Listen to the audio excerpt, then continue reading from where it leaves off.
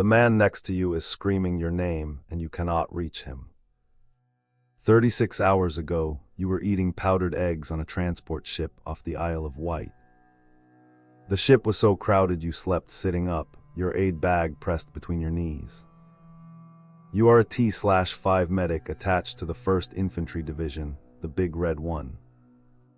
You carry no rifle, only a canvas aid bag loaded with morphine syrettes, sulfa powder, and field dressings.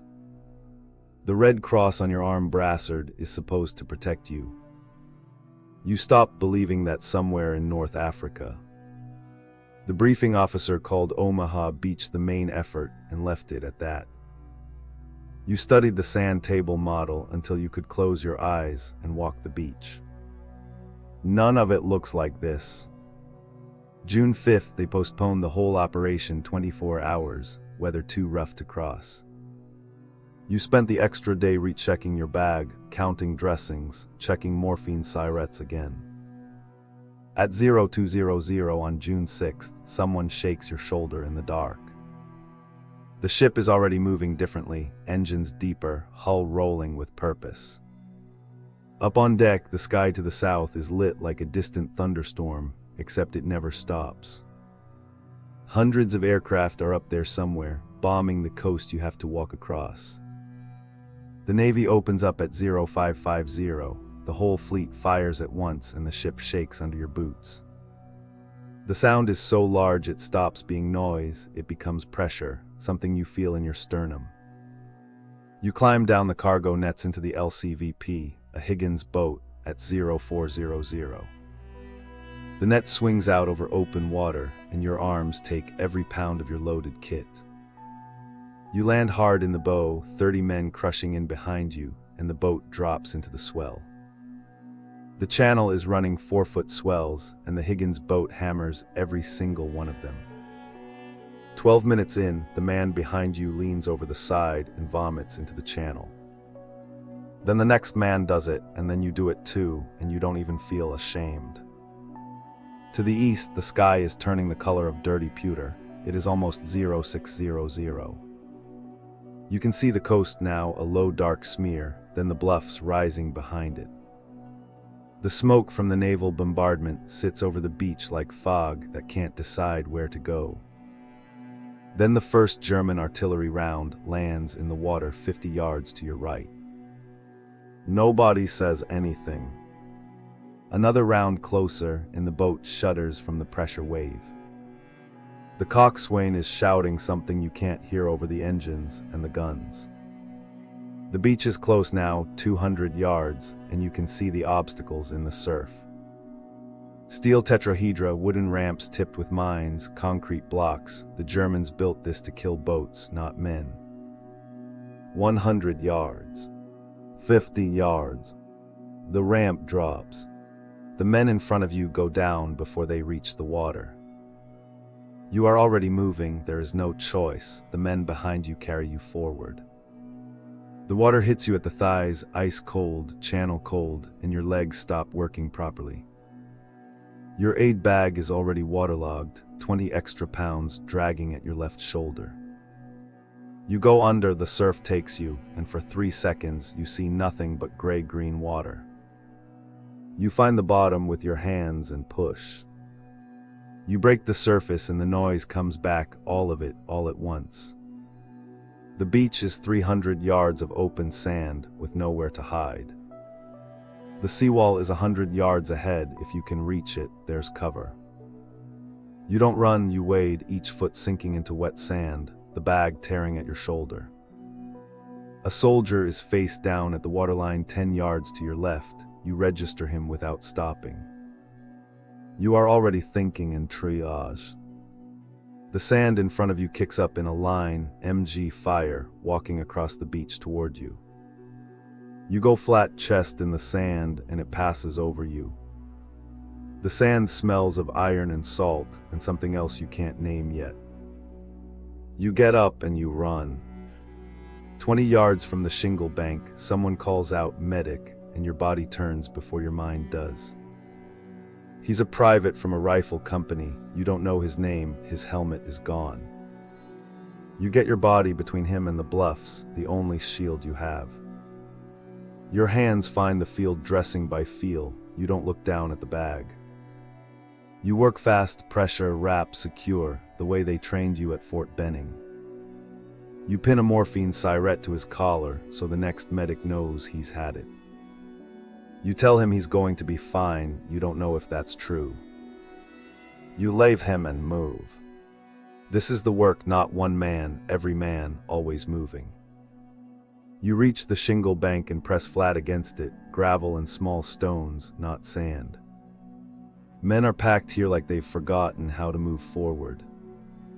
A sergeant is moving along the line, shouting into faces, pulling men to their feet. You count 3 men near you who need you right now. You go to the worst first. He's a big man from Georgia, you know this because he told you on the ship, and now he's in shock. Shock is the quiet killer on a battlefield, it comes after the wound, not with it. You talk to him, keep him with you, keep him conscious, your voice low and steady. Above you on the bluffs, the German position is still firing, an MG-42, you can tell by the sound. The MG-42 fires 1,200 rounds a minute, a sound like tearing canvas, impossibly fast. You hear someone call your name, your actual name, not medic, from further down the beach. It's Kowalski, your foxhole buddy from the transport, and he's pointing at something you can't see. Back on the beach, halfway between the surf and the shingle, a man is still alive. He is in the open, no cover, and the fire hasn't stopped. You look at your aid bag. You look at the open beach. This is the moment they don't put in the training manuals. You go. You run in a low crouch, bag bouncing against your hip, counting your steps without knowing you're doing it. The world narrows to the space between you and him. You slide the last few feet on wet sand and get your body next to his. He's a lieutenant, bars on his collar, and he looks at you like you are the only real thing left. You work on him right there on the open beach, no cover, nothing between you and the bluffs. Sand is getting into the dressing, and there is nothing you can do about that. The morphine siret goes in and his face changes, a small change, just a loosening. Now you have to get him back to the shingle. You drag him by his web gear, shoulder straps in both hands, heels leaving lines in the wet sand. He is not a small man. The shingle bank arrives, you feel it under your boots, and you pull him over the top and down. You lie there for 3 seconds, just breathing, your face pressed into the shingle. 3 seconds is all you get. Somewhere on the bluffs, American soldiers are beginning to push through the German wire. It is not yet 0900, and it feels like a week has passed. You work through the morning, face to face, hands to wound, name to name. The tide is coming in now, pushing the worst of it, all the things the surf left up the beach toward you.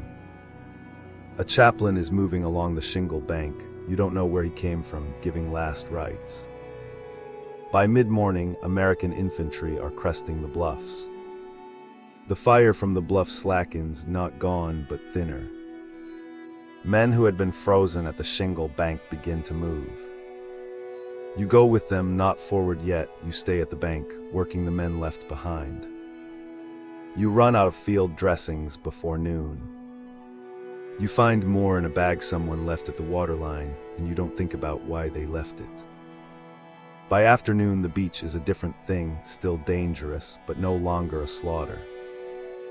Jeeps with red crosses are coming ashore now, a field aid station is being set up behind the shingle. You hand the lieutenant off to a surgical team, and he grabs your wrist as you turn to go. He doesn't say anything. Neither do you. Late afternoon, you sit at the top of the shingle bank and look at the water. The channel looks the same as it did at 0200, just water, indifferent to all of it.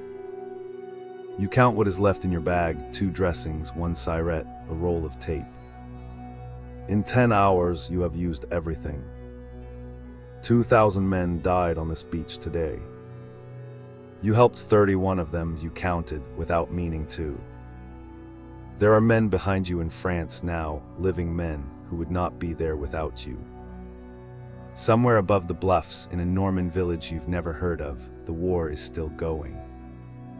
Tomorrow there will be another beach, another field, another man calling your name. But that is tomorrow. Tonight the tide comes in over Omaha Beach and smooths everything flat. And the sand remembers nothing.